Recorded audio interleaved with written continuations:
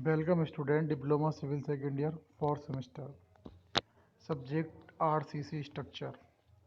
तो RCC structure में हम आपको स्लिप के बारे में बता रहे थे। तो स्लिप के बारे में ही हमें इस लेक्चर में डिस्कशन करना है। तो यहाँ पे बीमों पर अवलंबित सिंगल देशिक स्लेब, एकल देशिक स्लेब,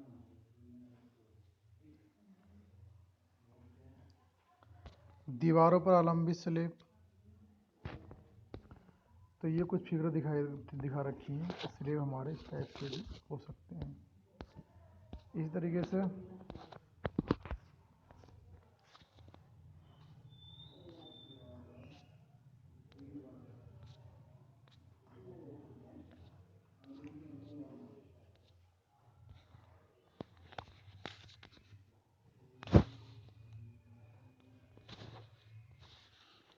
ये फिगर दिखा रखी है कि बीमों पर अवलंबित टू वे स्लेब। स्लेब का डिज़ाइन चौड़ी बीम के लिए किया जाता है और डिज़ाइन से संबंधित समस्त गणनाएं स्लेब की 1 मीटर चौड़ी पट्टी के लिए की जाती हैं। एकल दिशी स्लेब में चौड़ाई के अनुदिश नमन होता है और डिज़ाइन के लिए चौड़ाई का स्लेब का स्पान माना जाता है। एकल दिशी स्लेब का संरचनात्मक व्यवहार अर्थात विक्षेप और नमन आघूर्ण और एक चित्र में दिखाएं। तो यहाँ पे जो फिगर दिखा रखी है उन्होंने, अगर आप देखें तो उन्होंने बेंडिंग मोमेंट दिखा रखा है। बेंडिंग मोमेंट मीन्स दो समांतर किनारों पर अवलंबित टू वे स्लेब विक्षेपित करती है, डिफॉर्मिट, और ये है हमारा बेंडिंग मोमेंट 2O पर। तो दो विक्षेपित यानी कि जब हम किसी बीम पर लोड डालेंगे, स्लेब पर लोड डालेंगे तो वो नीचे की ओर डिफॉर्म होगा, और नमन आघूर्ण यानी कि बेंडिंग मोमेंट और एक बन ये फिगर दिखा रखी है।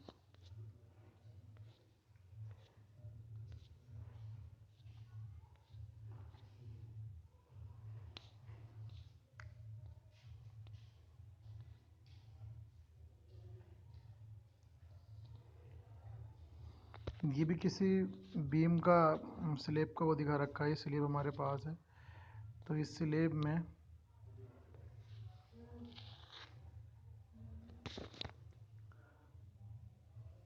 एक्स एक्सिस पे उन्होंने काट रखा है इसको। विक्षेपित करती ये है नमन आघूर्ण और एक काट 2 पर।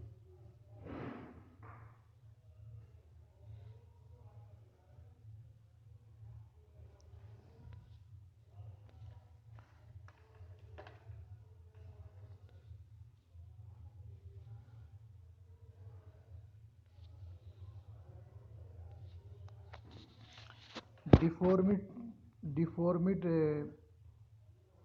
से यानी कि जब हम किसी स्लेब के नीचे, जैसे हमने यहाँ पे एक सपोर्ट लगाई, यहाँ सपोर्ट लगाई, यहाँ एक लगाई, तो बीम जो होगा हमारा इस तरीके से डाउन हो सकता है, नीचे की ओर आएगा।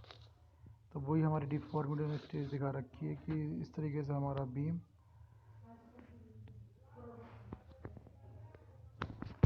तो टू वे स्लेब दोनों दिशाओं, चौड़ाई और लंबाई के अनुदिश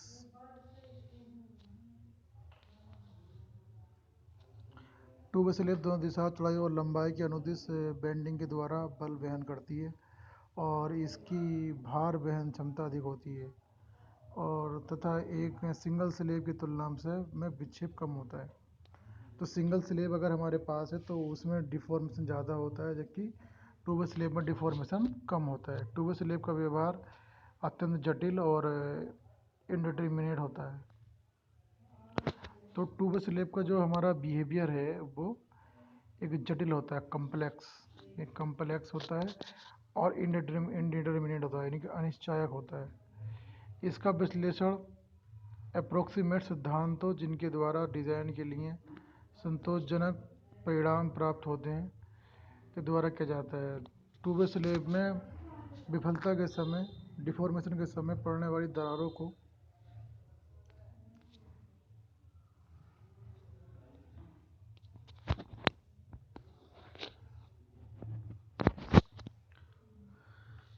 स्लेब के मध्य में बाई बाई पर अनुदिश बेंडिंग मोमेंट उत्पन्न होता है और ये किनारों पे एक्स एक्स पट्टी के अनुदिश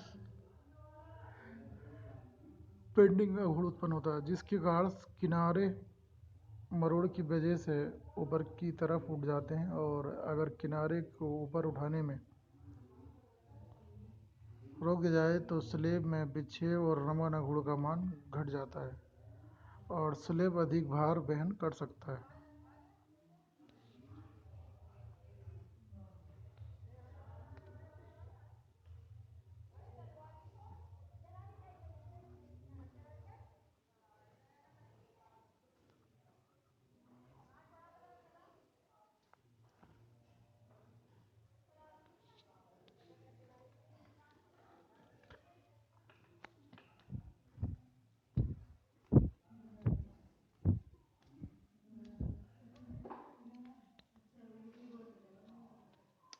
किनारों पर आलंबित स्लेब में प्रबलन इस्पात की न्यूनतम मात्रा क्या होती है? स्लेब में न्यूनतम प्रबलन इस्पात की मात्रा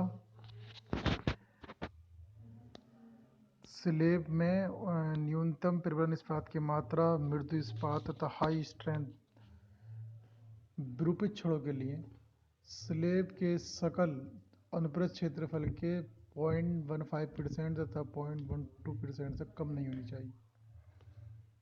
प्रबलन छड़ों का अंतराल मुख्य प्रबलन छड़ों का अंतराल स्लेब की प्रभावी गहराई के 3 गुने अथवा 300 mm से 300 mm जो भी कम हो से अधिक नहीं होना चाहिए। सिकुड़न तथा तापमान के कारण उत्पन्न प्रतिबलों के लिए उपयुक्त वितरण प्रबलन इस्पात का अंतराल स्लेब की प्रभावी गहराई के 5 गुने और 450 mm से जो कम हो अधिक नहीं होना चाहिए।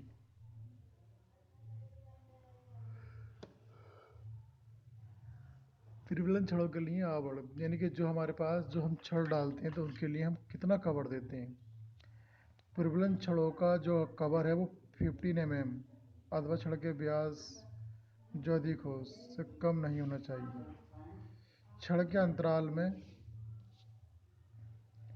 जो कवर है वो 25 mm अथवा छड़ के व्यास के 2 गुने से अधिक हो, जो कम नहीं होना चाहिए।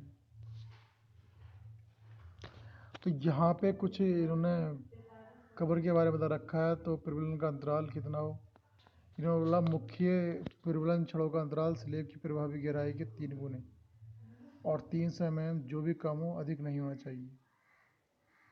श्रृंखला तथा तापमान के कारण उत्पन्न प्रतिबलों के लिए प्रबलन इस्पात का अंतराल स्लेब की प्रभावी गहराई के 5 गुने अथवा 450 mm से कम हो अधिक नहीं होना चाहिए।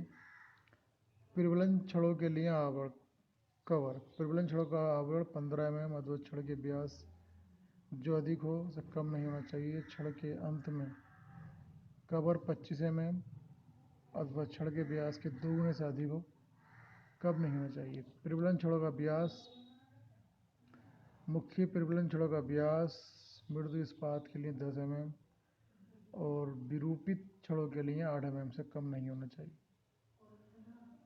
विवरण प्रबलन छड़ों का व्यास 6 mm से कम नहीं होना चाहिए और छड़ों का व्यास स्लेब की मोटाई के 1/8 गुने से अधिक नहीं होना चाहिए।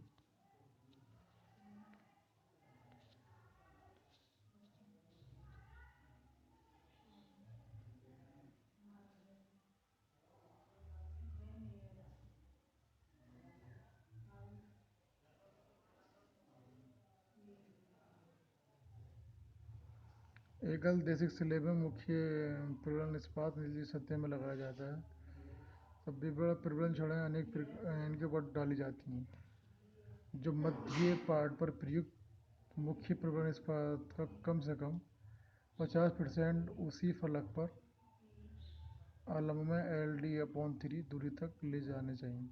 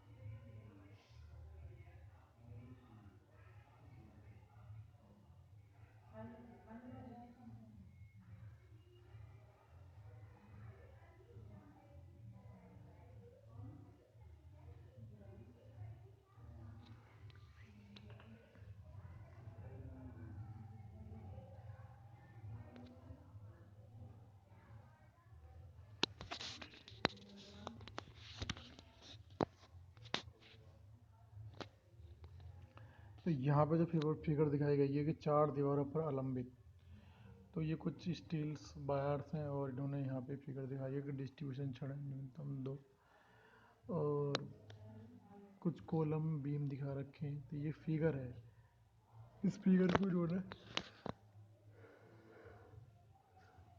दिखाया है।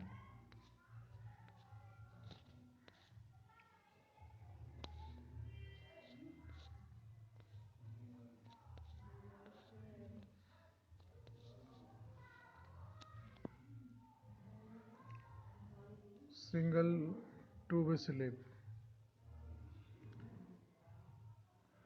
वन वे स्लेब यानी कि एकल देशी स्लेब में प्रबलन इस्पात छड़ें निम्नलिखित प्रावधानों के अनुसार लगाई जाती हैं। मध्य पार्ट पर लगाए जाने वाले प्रबलन इस्पात के लिए प्रयुक्त छड़ों की संपूर्ण मात्रा सतत किनारों पर अवलंब के मध्य से 0.25 एलएक्स की दूरी तक तथा सतत किनारों पर 0.15 एलएक्स की दूरी पर उपलब्ध रहनी चाहिए। आलम के मध्य से उपरोक्त दूरी पर 50% छड़ों को काट तथा ऊपर की तरफ मोड़ सकते हैं। मध्य गार्ड में प्रयुक्त प्रबलन इस्पात को कम से कम 50% अलम्ब के द्वार के अंदर LD/3 दूरी तक ले जाया जाना चाहिए, जहां LD विकास लंबाई है। सतत किनारे सतत किनारों पर स्लेब के ऊपरी फलक में प्रयुक्त तनाव प्रबलन छड़ आलम के मध्य से 0.15 एलएक्स की दूरी तक उपलब्ध होनी चाहिए तथा कम से कम 50% छड़ें 0.3 एलएक्स की दूरी तक उपलब्ध होनी चाहिए। कंटिन्यूस किनारों पर आलम द्वारा प्रदान पूर्ण अथवा आंशिक ऊर्ध्वाधर ऋणात्मक आघूर्ण उत्पन्न हो सकता है, और स्लेब के ऊपरी फलक के में मध्य पार्ट के लिए प्रयुक्त प्रबलन इस्पात का 50% अलम से 0.1 एलएक्स की दूरी तक प्रदान किया जाता है।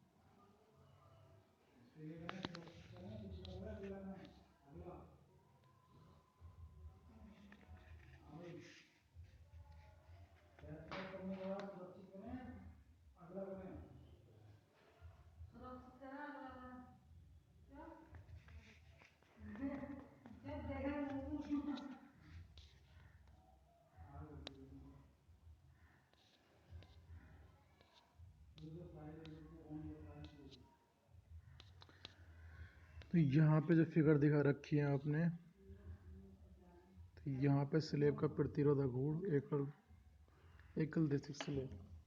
अब एकल देशिक स्लेब में हमें देखना यही है कि स्लेब का प्रतिरोध अगुण बीम की भांति ही ज्ञात किया जा सकता है। गणना के लिए स्लेब 1 मीटर चौड़ी पट्टी को लिया जाता है और स्लेब में प्रबल इस्पात की मात्रा छड़ों की संख्या द्वारा व्यक्त नहीं की जाती। छड़ों की संख्या के स्थान पर छड़ों का अंतराल लिया जाता है और स्लेब की 1 मीटर चौड़ाई में प्रयुक्त प्रबल इस्पात की मात्रा को छड़ों के व्यास के आधार पर निश्चित अंतराल पर लगाया जाता है। छड़ों का अंतराल निम्नलिखित संबंध सूत्र से ज्ञात किया जाता है।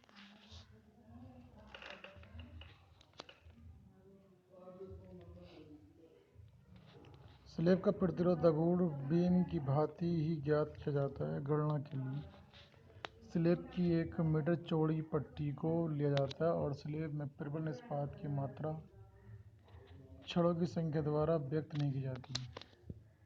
छड़ों की संख्या के स्थान पर छड़ों का अंतराल लिया जाता है और स्लेब की 1 मीटर चौड़ाई में प्रयुक्त प्रबल इस्पात की मात्रा को छड़ों के व्यास के आधार पर निश्चित अंतराल पर लगाया जाता है।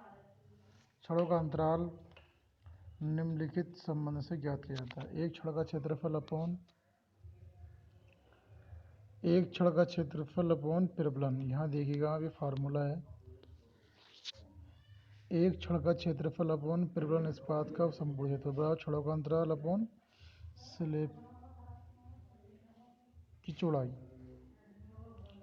एक छड़ का क्षेत्रफल अपॉन प्रबलन इस्पात का संपूर्ण क्षेत्रफल छड़ों का अंतराल अपॉन स्लेब की चौड़ाई।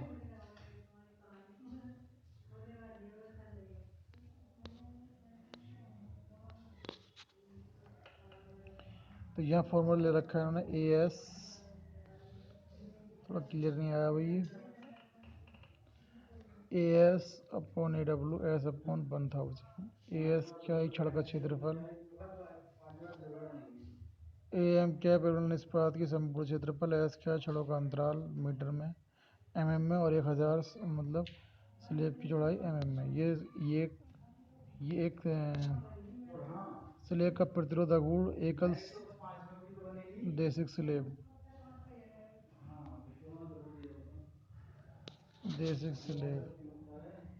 स्लेब का प्रतिरोध गुण।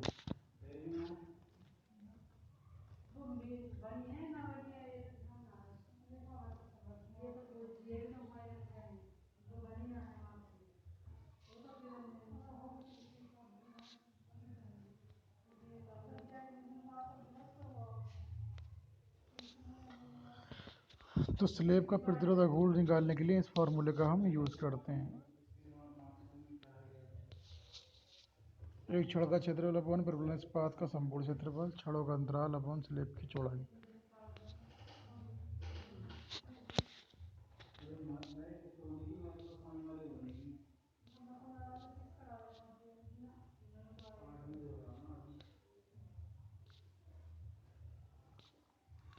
तो जो प्रबलन छड़ हैं उनके व्यवहार के बारे में इसमें बताया है।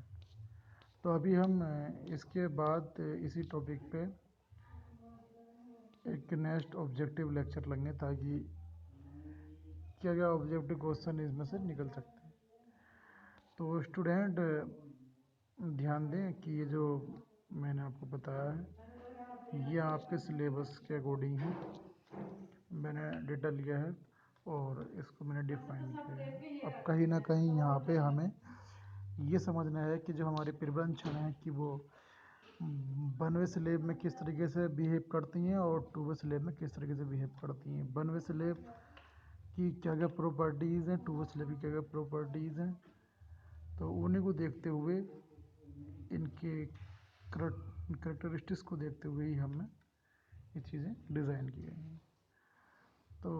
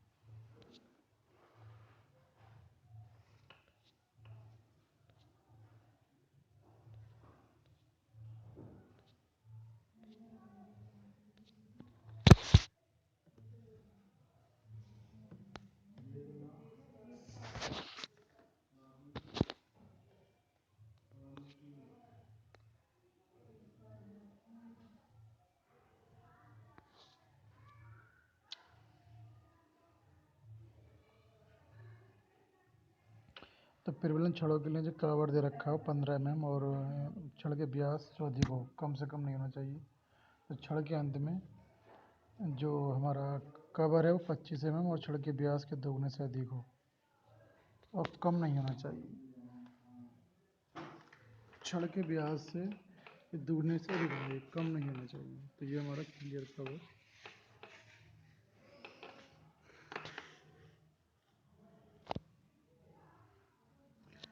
तो इस लेक्चर में इतना ही, बाकी हम नेक्स्ट लेक्चर में फिर एक नए टॉपिक के साथ आएंगे। Thank you class.